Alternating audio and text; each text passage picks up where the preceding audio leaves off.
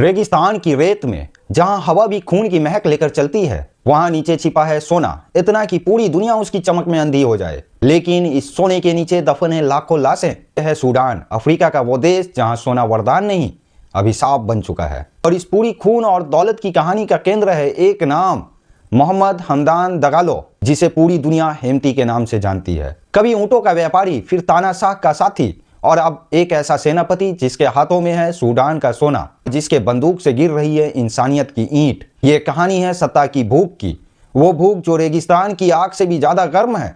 और आप देख रहे हैं इकबाल ऑफिशियल, जहां हम सिर्फ कहानी नहीं बताते बल्कि सच्चाई की तह में उतरते हैं। साल था 1974। सूडान के पश्चिमी इलाके दारफूर की रेत सुलग रही थी।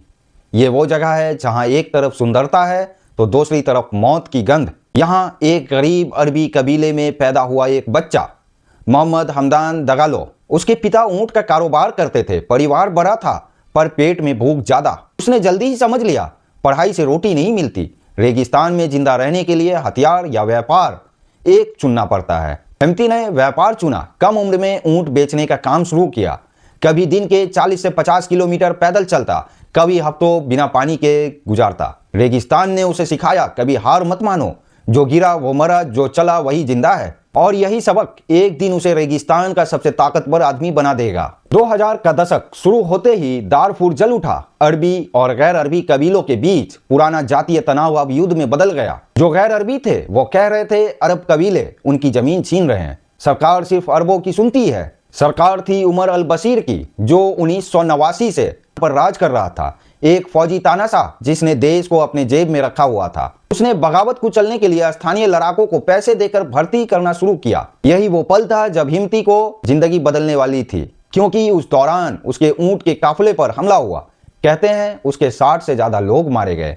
उसका पूरा कारोबार खत्म हो गया। उस दिन उसने हथियार उठाया और तय किया अब कोई उसे लूट नहीं सकेगा। वो बशीर की सरकार से जुड़ गया। सरकार उसे पैसा देती थी, वो बागियों को कुचलता था। बदले में मिला हथियार, ताकत और असर। धीरे धीरे वो एक मिलिशिया कमांडर बन गया। रेगिस्तान में उसका नाम गूंजने लगा। लोग कहते रेत का शेर। दारफूर सिर्फ युद्ध का मैदान नहीं, वो सोने का खजाना भी है। यहाँ की रेत के नीचे छिपा है अरबों डॉलर का सोना। हिम्ती ने इसे जल्दी समझ लिया। वो जानता था कि जिसके पास सोना होगा वो ही राजा होगा। धीरे धीरे उसने दारफूर की खानों पर कब्जा करना शुरू किया। पहले सुरक्षा दी, फिर हिस्सेदारी मांगी और आखिर में पूरा नियंत्रण ले लिया। सरकार खुश थी, उसे हिस्से मिल रहे थे और हिम्ती खुश था, क्योंकि अब उसके पास सिर्फ बंदूक नहीं पैसा भी था। वो सूडान के सबसे अमीर इलाकों में अपनी पकड़ बना चुका था। मजदूरों की जान सस्ती थी पर सोना महंगा। जो मजदूर मरते उनकी लाश को वहीं रेत निगल जाती। और हर मौत के साथ हिम्ती का साम्राज्य बड़ा होता गया। यहाँ सोना नहीं निकाला जाता, यहाँ इंसान गाड़े जाते हैं। 2013 उमर अल बशीर ने देखा हिम्ती के पास न सिर्फ पैसा है बल्कि एक सेना है। उसने उसे रैपिड सपोर्ट फोर्स यानी आरएसएफ का कमांडर बना दिया। यह फोर्स सरकार की शैडो आर्मी थी, कानून से बाहर पर सत्ता की अंदरूनी ताकत। इसका काम था जो बोले उसे छुप कर दो। हिम्ती ने आरएसएफ को एक निजी कंपनी की तरह चलाया। सैनिकों को सैलरी दी, वर्दी दी और वफादारी खरीदी। आरएसएफ अब सरकार के लिए नहीं, हिम्ती के लिए लड़ती थी। हर बगावत को कुचलते हुए वो पूरे सूडान में मशहूर हो गया।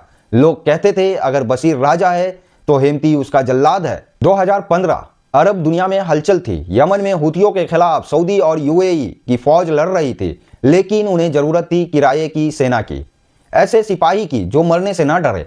हिम्ती ने मौका पकड़ा। उसने कहा मेरे पास लड़ाके तैयार हैं। आरएसएफ अब सूडान की नहीं अरब देशों की फौज बन गई। सैकड़ों सैनिक यमन भेजे गए। वो सऊदी के लिए लड़ते, यूएई के पैसे से हर महीने डॉलर बरसते रहे और हमदान ने वो डॉलर सोने में, जमीन में और हथियार में बदल दिए। इससे न सिर्फ उसका नेटवर्क मजबूत हुआ बल्कि उसके विदेशी रिश्ते भी बने। अबू धाबी के शाही परिवार से संपर्क, रूस के वैगनर ग्रुप से ट्रेनिंग और अफ्रीका भर में एक नया नाम, Hamdan the desert warlord. Hemedti अब सिर्फ सूडान नहीं, एक अंतरराष्ट्रीय खिलाड़ी बन चुका था। सोना और सत्ता जब मिलते हैं तो इंसानियत हार जाती है। 2019 में आरएसएफ और सूडान की सेना मिलकर तानाशाह बशीर को गिरा देती है। लेकिन जब दुश्मन गया तो दोनों दोस्त दुश्मन बन गए। सेफ कहती थी अब सत्ता हमारी है। आर्मी कहती थी हम तुम्हें रिपोर्ट नहीं करेंगे। और फिर 2023 में खार्तूम जल उठा। हर गली में गोली, हर सड़क पर लाशें। सूडान 2 हिस्सों में बट गया, आधा आरएसएफ के कब्जे में, आधा आर्मी के। सोने का खान आरएसएफ के पास, बंदरगाह और तेल का रास्ता आर्मी के पास। और बीच में जनता जो हर तरफ से मारी गई। वो देश जो कभी सोने पर गर्व करता था आज खून से लथपथ है। अब 2019 में तानाशाह उमर अल बशीर गिरा। लोगों ने सोचा अब आज़ादी आएगी, अब सूडान में लोकतंत्र की सुबह होगी।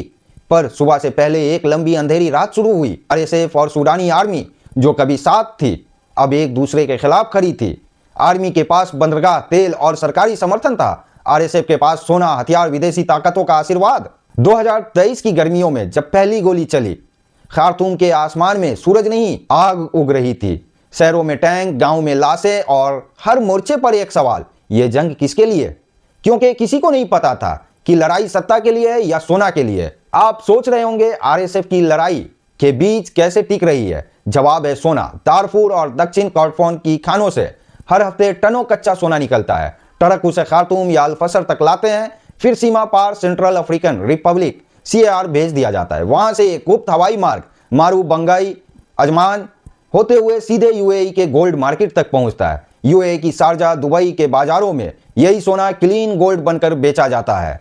लोग कहते हैं मेड इन अफ्रीका, पर सच्चाई है मेड इन ब्लड। संयुक्त राष्ट्र की 2022 की रिपोर्ट बताती है कि $15 अरब से अधिक का सोना इलीगल रूट से सूडान से निकाला। हर डॉलर RSF की बंदूक में बारूद बन गया। और यही कारण है कि जितनी दुनिया उस पर प्रतिबंध लगाती है वो उतना ही ताकतवर होता जा रहा है। अब सवाल उठता है, आखिर RSF को हथियार कौन देता है? रिपोर्ट बताती है रूस के वैगनर ग्रुप RSF को आधुनिक प्रशिक्षण और लॉजिस्टिक देता है। बदले में RSF उसे सोने की आपूर्ति करता है। ये एक सौदा है, सोना दो हथियार लो। दूसरी तरफ UAE ओपनली सपोर्ट नहीं करता, पर उसकी कंपनियां RSF की बिजनेस फ्रंट्स हैं। एक सोने के खान से निकला टुकड़ा दुबई के बाजार तक पहुंचने से पहले कम से कम 4 हाथों से गुजरता है। मिलिशिया, दलाल, एक्सपोर्टर, ज्वेलरी ब्रांड, हर स्टेज पर थोड़ा हिस्सा कटता है और खून का रंग फीका पड़ जाता है। इसलिए जब कोई दुबई में अफ्रीकन गोल्ड की ज्वेलरी पहनता है तो शायद उसे पता नहीं होता उस सोने में किसी सूडानी बच्चे का खून मिला है। जंग अब सिर्फ फौज बनाम RSF की नहीं रही, अब ये दो विचारों की लड़ाई है। एक तरफ वो जो राज्य बनाना चाहते हैं, दूसरी तरफ वो जो सत्ता बनाना चाहते हैं। RSF के पास दक्षिण सूडान तक फैला इलाका है जहां से सोना निकलता है। आर्मी के पास लाल सागर तक पहुंच है जहां से तेल और आयातें आते हैं। दोनों अपनी सरकारें बना चुके हैं, एक खार्तूम में, एक अल-फसर में। यह स्थिति किसी भी देश के लिए धीमी मौत की निशानी होती है। आज सूडान के 50 लाख लोग देश छोड़ चुके हैं। 30 लाख बच्चे स्कूल से बाहर हैं। हर दिन औसतन 400 लोग मारे जा रहे हैं, भूख से, बीमारी से या तो बम से। UN बयान देता है, अमेरिका कहता है डीपली कंसर्न, यूरोप कहता है मुझे कुछ नहीं पता, और चीन कहता है इट्स एन इंटरनल मैटर। यानी सब जानते हैं पर कोई बोलना नहीं चाहता, क्योंकि इस खून के पीछे सोने का व्यापार चल रहा है और उस व्यापार में सबका हिस्सा है। मानवता अब हेडलाइन नहीं, हिसाब किताब बन चुकी है। हमदान कहता है मैं देश की आजादी के लिए लड़ रहा हूं, लेकिन कौन सी आजादी जहां लोग अपने बच्चों को दफनाकर फिर सोना खोदने जाता है। कहता है कि उसने 30 साल की तानाशाही को गिराया, पर आज वो खुद वही तानाशाही बन चुका है। उसका RSF आज भी हर उस गांव में जाती है जहां कोई ना कहे, बच्चे गायब हो जाते हैं और औरतें शरणार्थी बन जाती हैं। मर्दों के हाथ में या तो बंदूक होते या हथकड़ी। हमदान ने सत्ता पाली पर इंसानियत खो दी। उम्मीद की आखिरी चिंगारी, फिर भी हर अंधकार में एक रोशनी होती है। सूडान के कुछ नौजवान रेगिस्तान में स्कूल चला रहे हैं, डॉक्टर बिना वेतन के दवाइयां बांट रहे हैं, महिलाएं अपने टूटे घरों को फिर से जोड़ रही हैं। ये छोटी छोटी कोशिशें दुनिया को याद दिलाती है कि अभी सब खत्म नहीं हुआ है। अगर अंतर्राष्ट्रीय समाज सिर्फ बयान देने के बजाय वास्तविक सहायता करे तो शायद सूडान फिर से उठ खड़ा हो। इकबाल ऑफिशियल की आवाज। दोस्तों, सूडान की यह कहानी सिर्फ एक देश की नहीं है, ये एक आईना है जो दिखाता है कि जब सोना भगवान बन जाता है तो इंसानियत मर जाती है। हर वो देश जहां सत्ता और लालच एक साथ खड़े हैं, वहां सूडान की गूंज सुनाई देती है। अगर ये वीडियो आपको सोचने पर मजबूर करे तो इसे शेयर कीजिए, क्योंकि सच्चाई को आवाज देने के लिए आपकी एक क्लिक ही काफी है। लाइक कीजिए, कमेंट में बताइए क्या हमदान मसीहा था या खलनायक, और सब्सक्राइब कीजिए इकबाल ऑफिशियल को, जहां हम सच्चाई बताते हैं जो दुनिया छिपाती है। सोने की चमक हमेशा खूब